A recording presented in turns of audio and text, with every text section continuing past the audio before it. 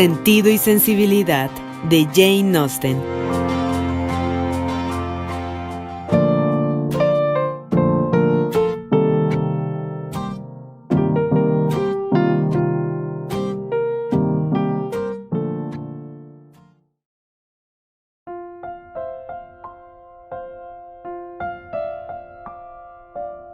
Por inexplicables que le parecieran a toda la familia las circunstancias de su liberación, lo cierto era que Edward era libre, y a todas les fue fácil predecir en qué ocuparía esa libertad, tras experimentar los beneficios de un compromiso imprudente, contraído sin el consentimiento de su madre, como lo había hecho ya por más de 4 años. Al fracasar ese, no podía esperarse de él nada menos que verlo contrayendo otro. La diligencia que debía cumplir en Barton era de hecho bastante simple. Solo se trataba de pedirle a Elinor que se casara con él, y considerando que no era totalmente inexperto en tales cometidos, podría extrañar que se sintiera tan incómodo en esta ocasión como en verdad se sentía, tan necesitado de estímulo y aire fresco.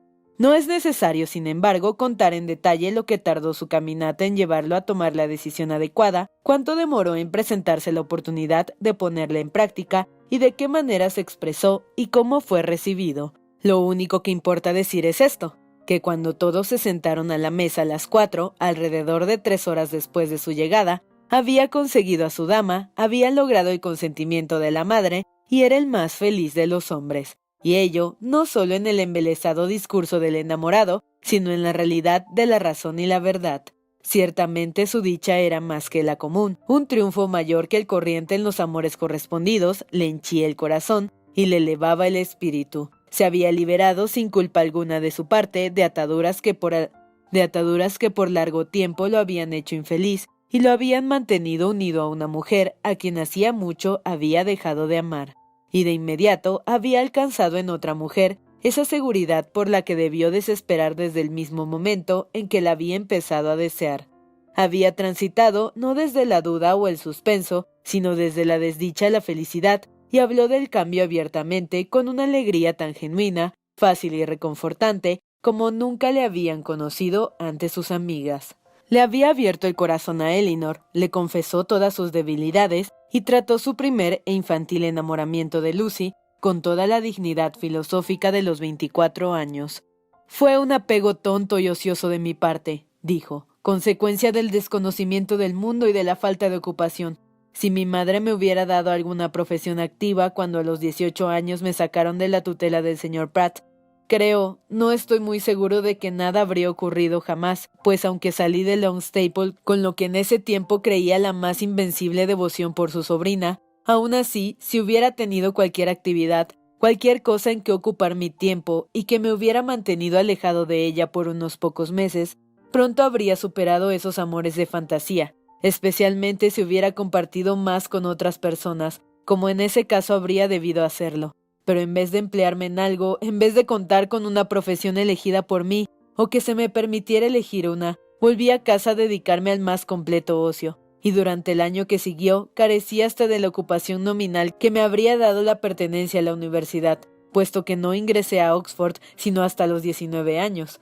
No tenía, por tanto, nada en absoluto que hacer, salvo creerme enamorado, y como mi madre no hacía del hogar algo verdaderamente agradable, como en mi hermano no encontraba ni un amigo ni un compañero, y me disgustaba conocer gente nueva, no es raro que haya ido con frecuencia a Longstaple, que siempre sentí mi hogar, y donde tenía plena seguridad de ser bienvenido. Así pasé allí la mayor parte del tiempo entre mis 18 y 19 años.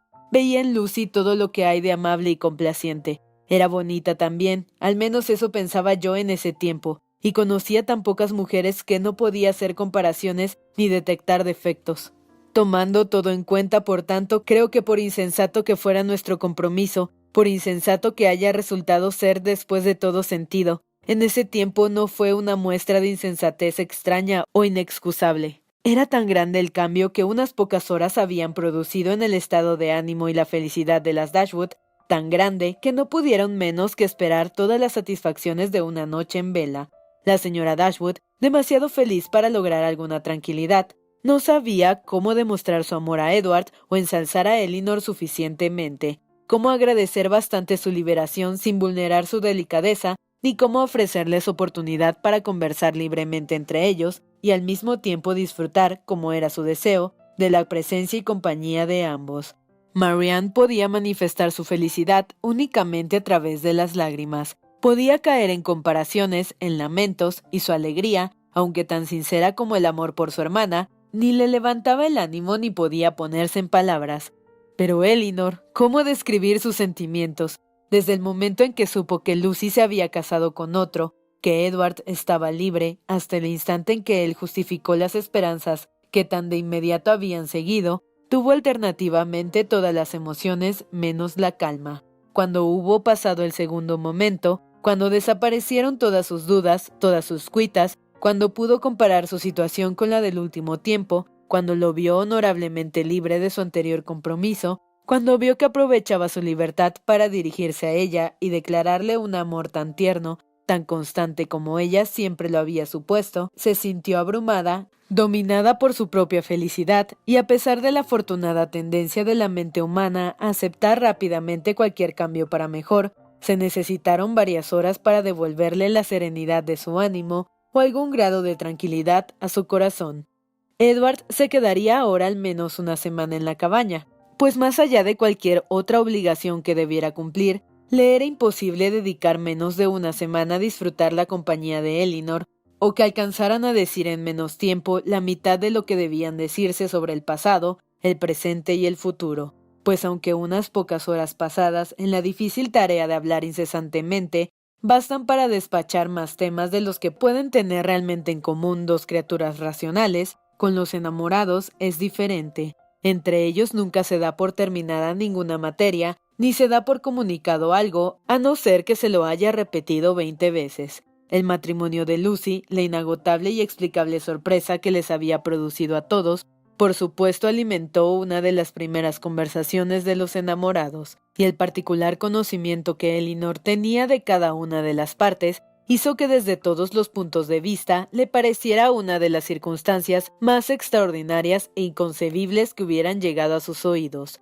¿Cómo era que se habían juntado y qué atractivo podía haber influido en Robert para llevarlo a casarse con una muchacha de cuya belleza ella misma lo había escuchado hablar sin ninguna admiración, una muchacha que además estaba comprometida con su hermano y por quien ese hermano había sido marginado de la familia? Era más de lo que podía comprender.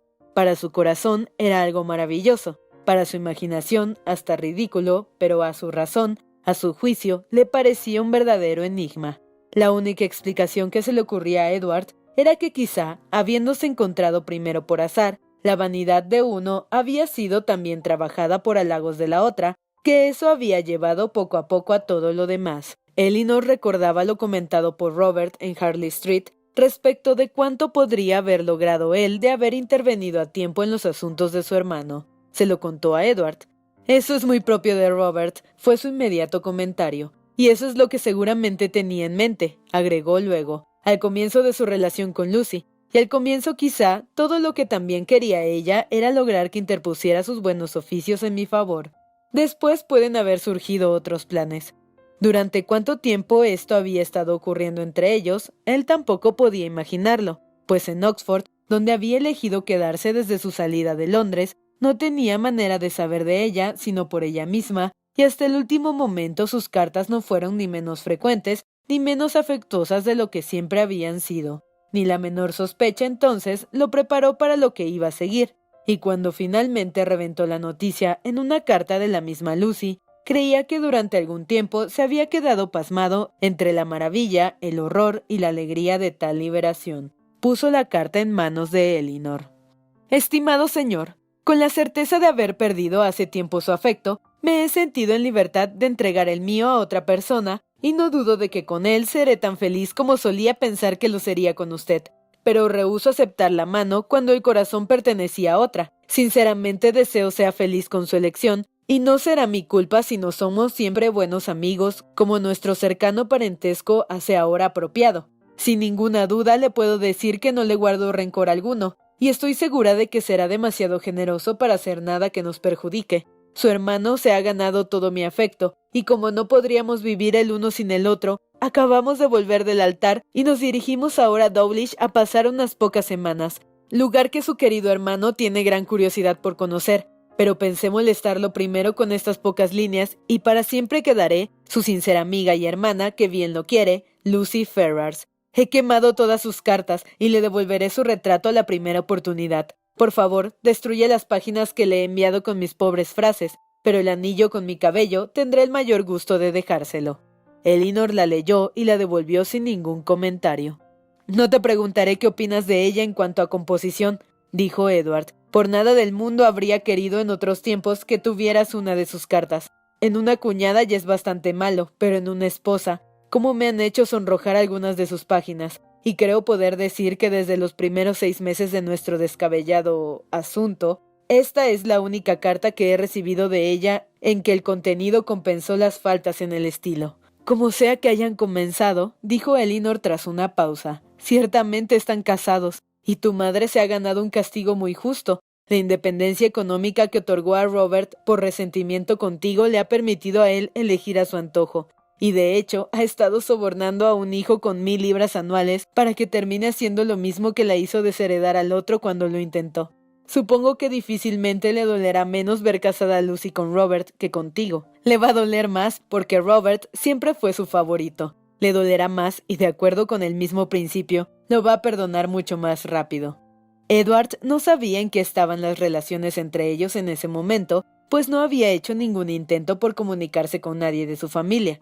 Había dejado Oxford a las 24 horas de haber recibido la carta de Lucy, y teniendo en mente como único objetivo encontrar el camino más rápido a Barton, no había tenido tiempo para trazar ningún plan de conducta con el que ese camino no estuviera íntimamente ligado. Nada podía hacer hasta estar seguro de cuál sería su destino con la señorita Dashwood, y es de suponer que por su rapidez en hacer frente a ese destino, a pesar de los celos con que alguna vez había pensado en el coronel Brandon, a pesar de la modestia con que evaluaba sus propios merecimientos y de la gentileza con que hablaba de sus dudas, en la última instancia no esperaba una recepción demasiado cruel. Sin embargo, tenía que decir que sí la había temido, y lo hizo con muy lindas palabras. Lo que podría decir sobre el tema un año después queda a la imaginación de maridos y esposas. Elinor no tenía duda alguna de que con el mensaje que había enviado a través de Thomas, Lucy ciertamente había querido engañar, rubricando su partida con un trazo de malicia contra él, y a Edward mismo, viendo ahora con toda claridad cómo era su carácter, no le costaba creerla capaz de la máxima malevolencia en una mezquinidad caprichosa. Aunque hacía tiempo, incluso antes de su relación con Elinor, había comenzado a estar consciente de la ignorancia y la falta de amplitud de alguna de sus opiniones, lo había atribuido a las carencias de su educación, y hasta la recepción de su última carta, siempre la había creído una muchacha bien dispuesta y de buen corazón, y muy apegada a él. Nada sino este convencimiento podría haberle impedido terminar un compromiso, que incluso mucho antes de su descubrimiento lo hiciera objeto del enojo de su madre, había sido para él una fuente continua de inquietud y arrepentimiento. Pensé que era mi deber, dijo, independientemente de mis sentimientos, darle la opción de continuar o no el compromiso cuando mi madre me repudió, y a todas luces quedé sin un amigo en el mundo que me tendiera una mano. En una situación como esa, donde parecía no haber nada que pudiera tentar la avaricia o la vanidad de criatura viviente alguna, ¿cómo podía yo suponer cuando ella insistió tan intensa y apasionadamente en compartir mi destino, cualquiera éste fuese, que sus motivos fueran distintos al afecto más desinteresado, e incluso ahora no logro entender qué la llevó o qué ventaja imaginó que le reportaría encadenarse a un hombre al cual no estimaba en absoluto y a cuya única posesión en el mundo eran 1000 libras. No podía haber previsto que el coronel Brandon me daría un beneficio. No, pero podía suponer que algo favorable podía ocurrirte, y con el tiempo tu propia familia podía ablandarse, y en todo caso no perdía nada al continuar con el compromiso, pues como lo dejó bien en claro, no se sentía obligada por él ni en sus deseos ni en sus acciones. En todo caso se trataba de una relación respetable y probablemente la hacía ganar en la consideración de sus amistades. Y si nada mejor se presentaba, era mejor para ella casarse contigo que quedarse soltera. Por supuesto, Edward se convenció de inmediato de que nada podía ser más natural que el comportamiento de Lucy, ni más palmario que sus motivos. Elinor le reprendió por haber pasado tiempo con ellas en Norland, donde debía haber estado consciente de su propia veleidad, con la dureza que siempre ponen las damas al reprender la imprudencia que las halaga. «Te comportaste muy mal», le dijo, «pues para no decir nada de mis propias convicciones, con ello llevaste a nuestros amigos a imaginar y esperar algo que, dada tu situación en ese momento, no podía darse». Edward solo pudo presentar como excusa el desconocimiento de su propio corazón y una equivocada confianza en la fuerza de su compromiso.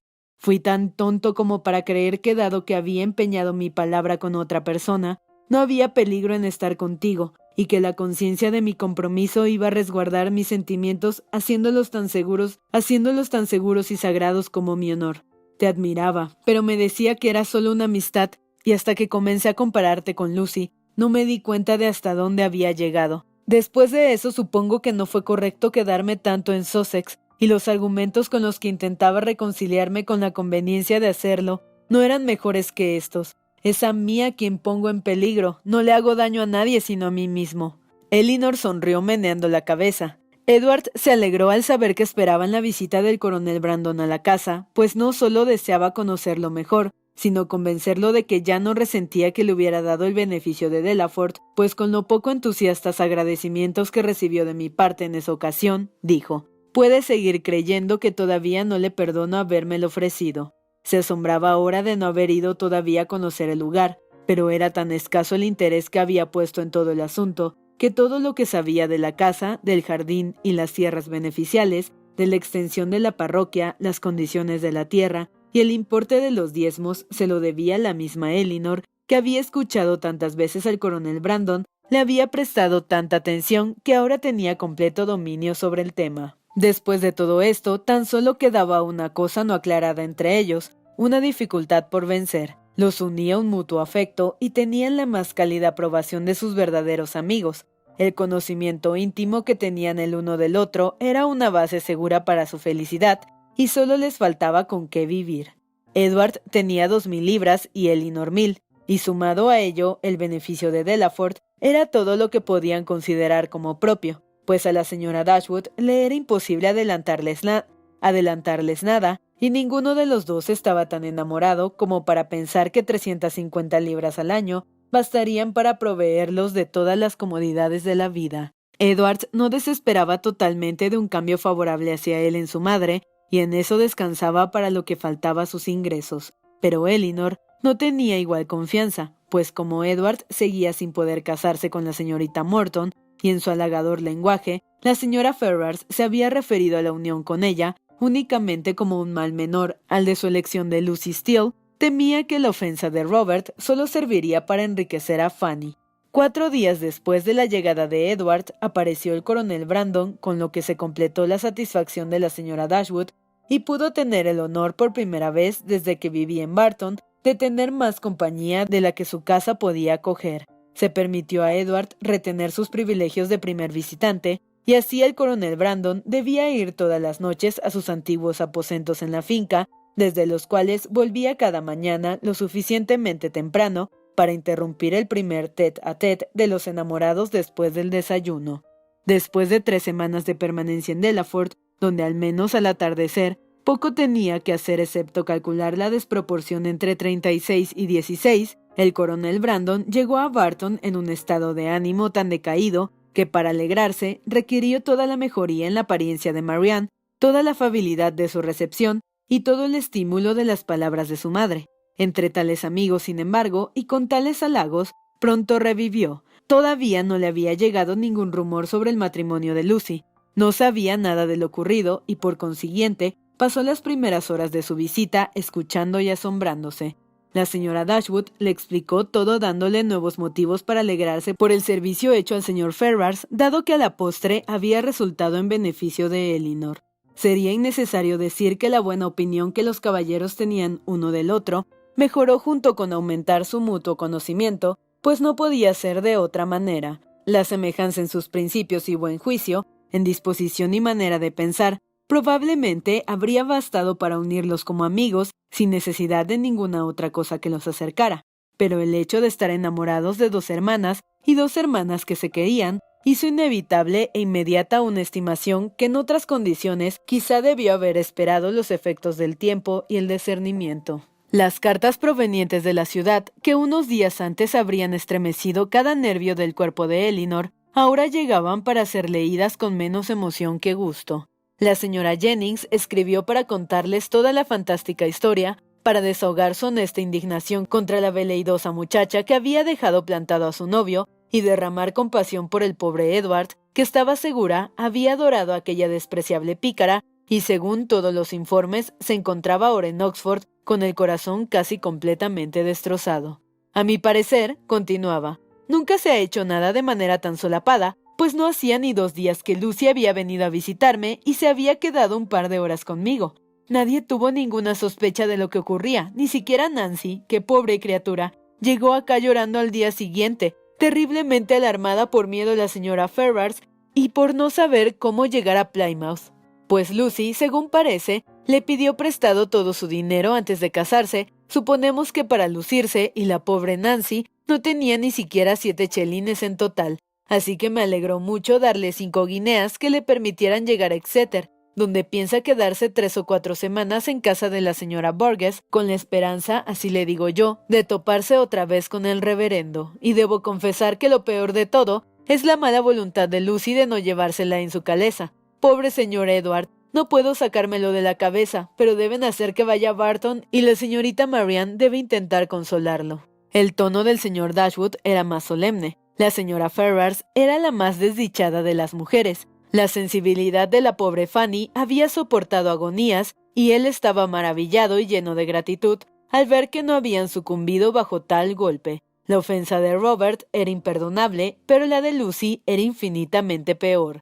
Nunca más iba a mencionarse el nombre de ninguno de los dos ante la señora Ferrars, e incluso si en el futuro se la pudiera convencer de perdonar a su hijo, jamás iba a reconocer a su esposa como hija ni admitirle en su presencia. Trataba racionalmente el secreto con que habían manejado todo el asunto entre ellos como un enorme agravante del crimen, pues si los demás hubieran sospechado algo, podrían haber tomado las medidas necesarias para evitar el matrimonio, y apelaba a Elinor para que antes se uniera a sus lamentos por el no cumplimiento del compromiso entre Lucy y Edward, que servirse de ello para seguir sembrando la desgracia en la familia. Y continuaba de la siguiente forma. La señora Ferrars todavía no ha mencionado el nombre de Edward, lo que no nos sorprende, pero lo que nos asombra enormemente es no haber recibido una línea de él sobre lo ocurrido. Quizás, sin embargo, ha guardado silencio por temor a ofender, y por tanto le escribiré unas líneas a Oxford insinuándole que su hermana y yo pensamos que una carta en que muestre la sumisión adecuada, dirigida quizá a Fanny y enseñada por esta su madre, no sería tomada a mal, pues todos conocemos la ternura del corazón de la señora Ferrars, y que nada desea más que estar en buenos términos con sus hijos. Este párrafo tenía una cierta importancia para los planes y el proceder de Edward. Lo decidió a intentar una reconciliación, aunque no exactamente de la manera en que sugerían su cuñado y su hermana. La sumisión adecuada, repitió. Pretenden que le pida perdón a mi madre por la ingratitud de Robert con ella y la forma en que ofendió mi honor. No puedo mostrar ninguna sumisión. Lo ocurrido no me ha hecho más humilde ni más arrepentido. Me ha hecho muy feliz, pero eso no les interesa. No ceden ningún gesto de sumisión que yo deba realizar. Bien puedes pedir que te perdonen, dijo Elinor, porque has ofendido y pensaría que ahora hasta podrías llegar a manifestar algún malestar por haber contraído el compromiso que despertó el enojo de tu madre. Edward estuvo de acuerdo en que podía hacerlo, y cuando te haya perdonado, quizás sea conveniente alguna pequeña muestra de humildad cuando informes a tu madre de un segundo compromiso, casi tan imprudente a sus ojos como el primero. Nada tuvo que objetar a esto Edward, pero aún se resistía a la idea de una carta en que se mostrara adecuadamente sumiso, y así, para hacerle más fácil la empresa, dado que manifestaba mucho mayor disposición a hacer concesiones de palabra que por escrito, se resolvió que en vez de escribirle a Fanny, debía ir a Londres y suplicarle personalmente que interpusiera sus buenos oficios en su favor. «¿Y si ellos sí se comprometen?», dijo Marianne en su nueva personalidad benevolente. «En esforzarse por una reconciliación, tendré que pensar que ni siquiera John y Fanny están por completo desprovistos de méritos». Después de solo 3 o 4 días que duró la visita del coronel Brandon, los dos caballeros abandonaron Barton juntos. Se dirigían de inmediato a Delaford, de manera que Edward pudiera conocer personalmente su futuro hogar y ayudar a su protector y amigo a decidir qué mejoras eran necesarias, y desde ahí, tras quedarse un par de noches, iba a continuar su viaje a la ciudad.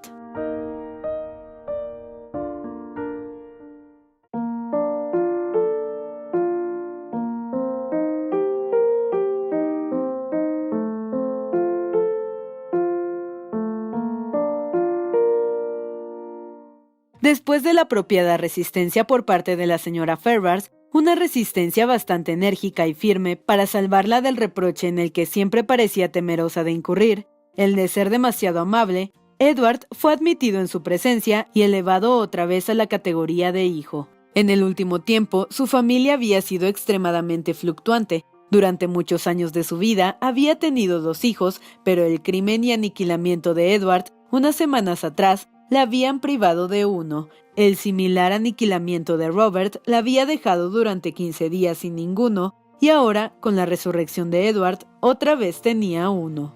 Edward, sin embargo, a pesar de que nuevamente se le permitía vivir, no sintió segura la continuación de su existencia hasta haber revelado su actual compromiso, pues temía que el hacer pública tal circunstancia daría un nuevo giro a su estado, y lo llevaría a la tumba con la misma velocidad que antes. Lo reveló entonces con recelosa cautela y fue escuchado con inesperada placidez. Al comienzo la señora Ferrars intentó razonar con él para disuadirlo de casarse con la señorita Dashwood, recurriendo a todos los argumentos a su alcance. Le dijo que en la señorita Morton encontraría una mujer de más alto rango y mayor fortuna, y reforzó tal afirmación observando que la señorita Morton era hija de un noble y dueña de 30,000 libras, mientras la señorita Dashwood solo era la hija de un caballero particular, y no tenía más de 3,000. Pero cuando descubrió que aunque Edward estaba perfectamente de acuerdo en lo certero de su exposición, no tenía ninguna intención de dejarse guiar por ella, juzgó más sabio, dada la experiencia del pasado, someterse. Y así, tras la displiciente demora que le debía su propia dignidad, y que se le hacía necesaria para prevenir cualquier sospecha de benevolencia, promulgó su decreto de consentimiento al matrimonio de Edward y Elinor. A continuación fue necesario considerar qué debía hacer para mejorar sus rentas, y aquí se vio claramente que aunque Edward era ahora su hijo único, de ninguna manera era el primogénito, pues aunque Robert recibía infaliblemente 1,000 libras al año, no se hizo la menor objeción a que Edward se ordenara por 250 como máximo. Tampoco se prometió nada para el presente ni para el futuro, más allá de las 10,000 libras que le habían constituido la dote de Fanny.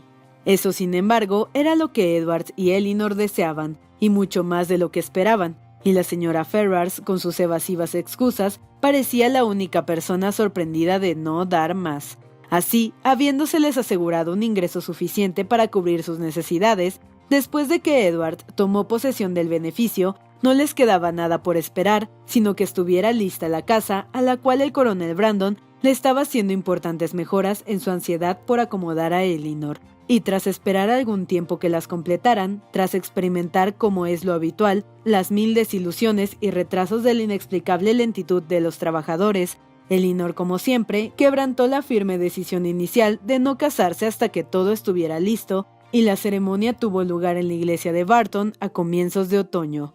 Pasaron el primer mes después de su matrimonio en la casa solariega, desde donde podían supervisar los progresos en la rectoría, y dirigir las cosas tal como las querían en el lugar mismo. Podían elegir el empapelado, planificar dónde plantar grupos de arbustos y diseñar un recorrido hasta la casa. Las profecías de la señora Jennings, aunque algo embarulladas, se cumplieron en su mayor parte. Pudo visitar a Edward y a su esposa en la parroquia para el día de San Miguel y encontró a Elinor y a su esposo, tal como lo pensaba, una de las parejas más felices del mundo. De hecho, ni a Edward ni a Elinor les quedaban deseos por cumplir, salvo el matrimonio del coronel Brandon y Marianne, y pastos algo mejores para sus vacas. Recibieron la visita de casi todos sus parientes y amigos en cuanto se instalaron. La señora Ferrars acudió a inspeccionar la felicidad que casi la avergonzaba haber autorizado, y hasta los Dashwood incurrieron en el gasto de un viaje desde Sussex para hacerles los honores. «No diré que estoy desilusionado, mi querida hermana», dijo John mientras paseaban juntos una mañana ante las rejas de la casa de Delaford. «Eso sería exagerar, puesto que tal como son las cosas, en verdad has resultado una de las mujeres más afortunadas del mundo. Pero confieso que me daría gran placer poder llamar hermano al coronel Brandon. Sus bienes en este lugar, su propiedad, su casa, todo tan admirable, tan en magníficas condiciones, y sus bosques. En ninguna parte de Dorsetshire he visto madera de tal calidad como la que guarda ahora en los cobertizos de Delaford, y aunque Marianne no sé exactamente la persona capaz de atraerlo, pienso que sería en general aconsejable que le invitaras muy seguido a quedarse contigo pues como el coronel Brandon parece pasar mucho tiempo en casa, imposible decir lo que podría ocurrir. Imposible decir lo que podría ocurrir cuando dos personas están mucho juntas y no ven mucho a nadie más. Y siempre estará en tus manos hacer resaltar su mejor lado y todo eso, en fin, bien puedes ofrecerle una oportunidad, tú me entiendes. Pero aunque la señora Ferrars sí vino a verlos y siempre los trató con un fingido afecto decoroso, nunca recibieron el insulto de su verdadero favor y preferencias. Eso se lo había ganado la insensatez de Robert y la astucia de su esposa, y lo habían conseguido antes de que hubieran transcurrido muchos meses. La egoísta sagacidad de Lucy, que al comienzo había arrastrado a Robert a tal embrollo, fue el principal instrumento para liberarlo de él, pues apenas encontró la más pequeña oportunidad de ejercitarlas, su respetuosa humildad, sus asiduas atenciones e interminables alemas reconciliaron a la señora Ferrars con la elección de su hijo y la reinstalaron completamente en su favor. Sus asiduas atenciones e interminables alemas reconciliaron a la señora Ferrars con la elección de su hijo y la reinstalaron completamente a su favor. Todo el proceder de Lucy en ese asunto y la prosperidad con que se vio coronado pueden así exhibirse como un muy estimulable ejemplo de lo que una intensa, incesante atención a los propios intereses, por más obstáculos que parezca tener el camino hacia ellos, podrá hacer para lograr todas las ventajas de la fortuna, sin sacrificar otra cosa que tiempo y conciencia. La primera vez que Robert buscó verla y la visitó en Bartlett's Buildings, su única intención era la que su hermano le atribuyó. Solo quería convencerla de desistir del compromiso, y como el único obstáculo que imaginaba posible era el afecto de ambos, lógicamente esperaba que 1 o 2 entrevistas bastarían para resolver el asunto. En ese punto, sin embargo, y solo en ese, se equivocó, pues aunque Lucy muy luego lo hizo confiar en que, a la larga, su elocuencia la convencería, siempre se necesitaba otra visita, otra conversación para lograr tal convencimiento. Al separarse, siempre subsistían en la mente de ella algunas dudas que solo podían aclararse con otra conversación de media hora con él. De esta manera, se aseguraba una nueva visita y el resto siguió su curso natural.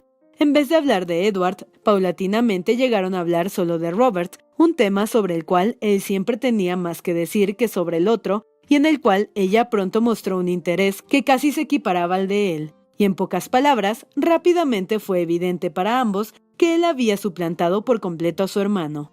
Estaba orgulloso de su conquista, orgulloso de jugarle una mala pasada a Edward y muy orgulloso de casarse en privado, sin el consentimiento de su madre. Ya se sabe lo que siguió de inmediato. Pasaron algunos meses muy felices en Dawlish, pues ella tenía muchos parientes y viejos conocidos con quienes deseaba cortar, y él dibujó muchos planos para magníficas casas de campo.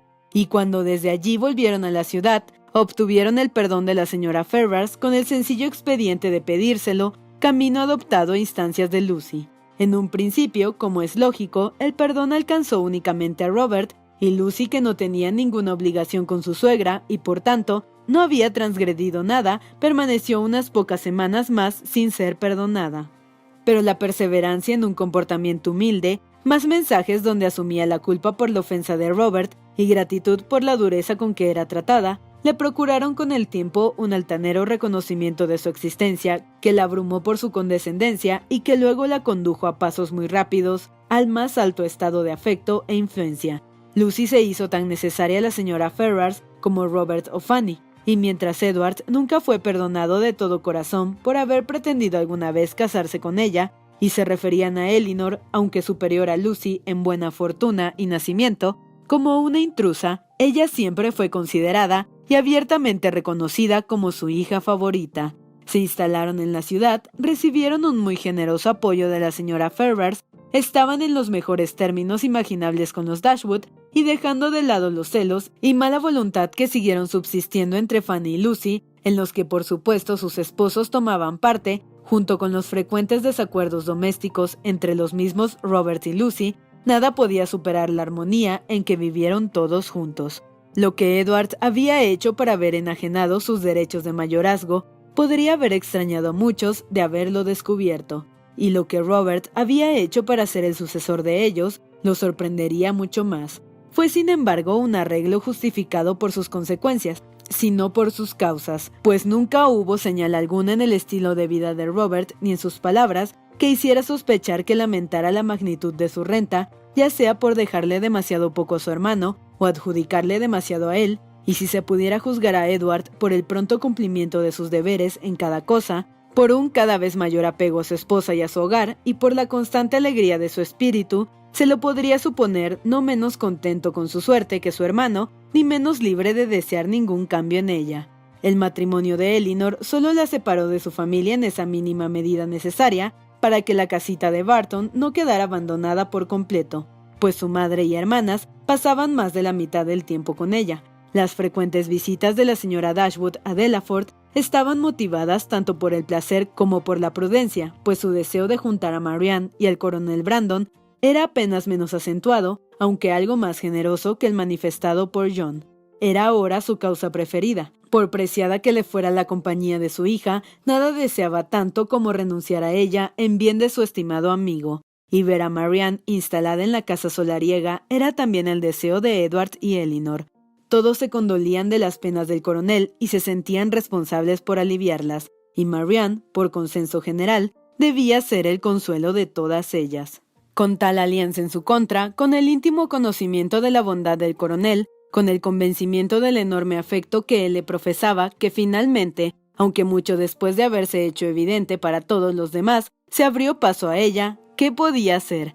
Marianne Dashwood había nacido destinada a algo extraordinario. Nació para descubrir la falsedad de sus propias opiniones y para impugnar con su proceder sus máximas favoritas. Nació para vencer un afecto surgido a la edad de 17 años y sin ningún sentimiento superior a un gran aprecio y una profunda amistad. Voluntariamente le entregó su mano a otro, y ese otro era un hombre que había sufrido no menos que ella con ocasión de un antiguo afecto, a quien 2 años antes había considerado demasiado viejo para el matrimonio y que todavía buscaba proteger su salud con una camiseta de franela. Pero así ocurrieron las cosas. En vez de sacrificada a una pasión irresistible, como alguna vez se había enorgullecido en imaginarse a sí misma, incluso en vez de quedarse para siempre junto a su madre con la soledad y el estudio como únicos placeres, según después lo había decidido al hacerse más tranquilo y sobrio su juicio, se encontró a los 19 años sometiéndose a nuevos vínculos, aceptando nuevos deberes, instalada en un nuevo hogar, esposa, ama de una casa y señora de una aldea. El coronel Brandon era ahora tan feliz como todos quienes lo querían creían que merecía serlo. En Marianne encontraba el consuelo a todas sus aflicciones pasadas. Su afecto y su compañía le reanimaban la mente y devolvieron la alegría a su espíritu. Y que Marianne encontraba su propia felicidad en hacerla de él, era algo indudable para cada amigo que la veía y que a todos deleitaba. Marianne nunca pudo amar a medias, y con el tiempo le llegó a entregar todo su corazón a su esposo, como lo había hecho una vez con Willoughby. Willoughby no pudo escuchar del matrimonio de Marianne sin sentir una punzada de dolor, y pronto su castigo estuvo completo con el voluntario perdón de la señora Smith, la cual, al declarar que debía agradecer su clemencia al matrimonio con una mujer de carácter, le dio motivos para pensar que si hubiera procedido honorablemente con Marianne, podría haber sido al mismo tiempo feliz y rico. No debe ponerse en duda la sinceridad del arrepentimiento por su mal proceder, que le había acarreado su propio castigo, ni tampoco que durante mucho tiempo pensó en el coronel Brandon con envidia y en Marianne con nostalgia. Pero no hay que esperar que quedara por siempre desconsolado, que huyera de la soledad o contrajera un temperamento habitualmente sombrío, o que muriera con el corazón roto, porque nada de eso ocurrió. Vivió esforzándose y a menudo divirtiéndose.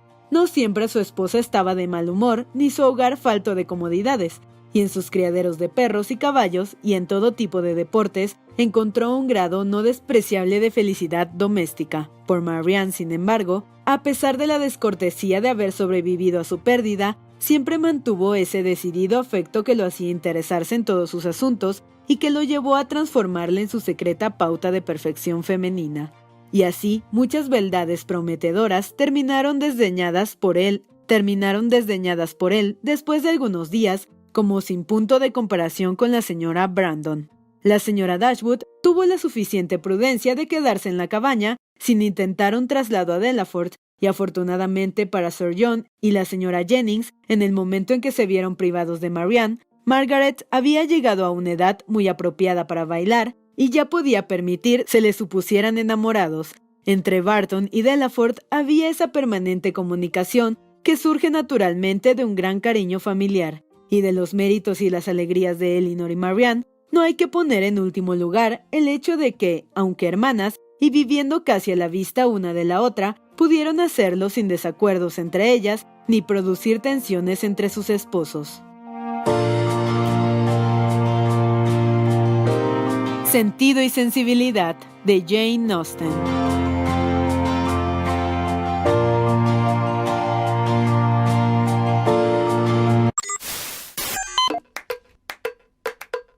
¿Te ha gustado esta novela? Suscríbete y espera mucho más. También coméntanos qué libro te gustaría escuchar. El Cuentero, con historias para tus oídos.